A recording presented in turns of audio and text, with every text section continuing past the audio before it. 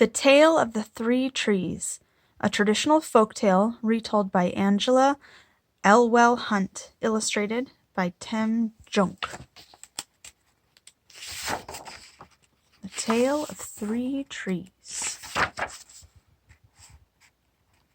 Once upon a mountain top, three little trees stood and dreamed of what they wanted to become when they grew up. The first little tree looked up at the stars, twinkling like diamonds above him. "I want to hold treasure," he said. "I want to be covered with gold and filled with precious stones. I will be the most beautiful treasure chest in the world." The second tree looked out at the small stream trickling by on its way to the ocean. "I want to be a strong sailing ship," he said. "I want to travel mighty waters and carry powerful kings. I will be the strongest ship in the world." The third tree looked down into the valley below, where the busy men and women worked in the busy town. "I don't want to leave this mountain top at all," she said. "I want to grow so tall that when people stop to look at me, they will raise their eyes to heaven and think of God. I will be the tallest tree in the world." Years passed. Rains came. The sun shone. The little trees grew tall. One day 3 woodcutters climbed the mountain. The first woodcutter looked down at the first tree. He said, "This tree is beautiful. It is perfect for me." With a swoop of his shining axe, the first tree fell. "Now I shall be made into a beautiful chest," thought the first tree. "I shall hold wonderful treasure." The second woodcutter looked down at the second tree and said, "This tree is strong. It is perfect for me." With a swoop of his shining axe, the second tree fell. "Now I shall sail the mighty waters," thought the second tree. "I shall be a strong ship fit for kings." The third tree felt her heart sink when the last woodcutter looked her way. She stood straight and tall and pointed bravely to heaven. But the woodcutter never even looked up. "Any kind of tree will do for me," he muttered. With a swoop of his shining axe, the third tree fell. The first tree rejoiced when the woodcutter brought him to a carpenter's shop.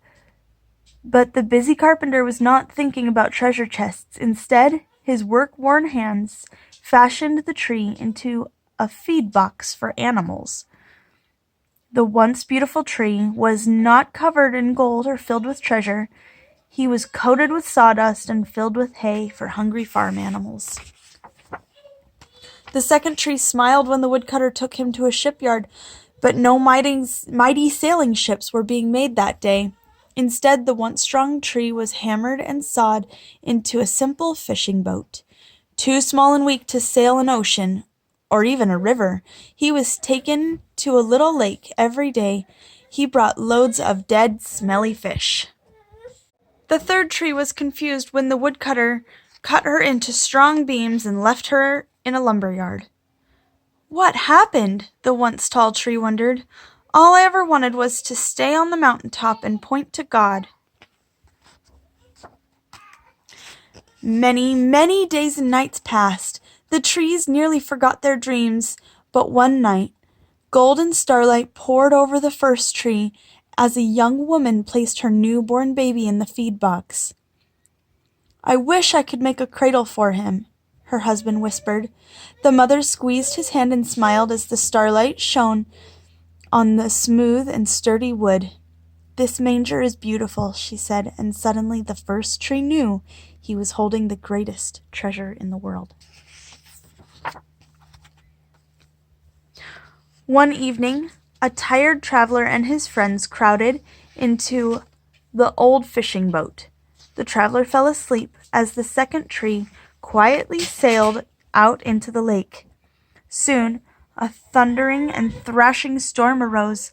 The little tree shuddered. He knew he did not have the strength to carry so many passengers safely through the wind and rain.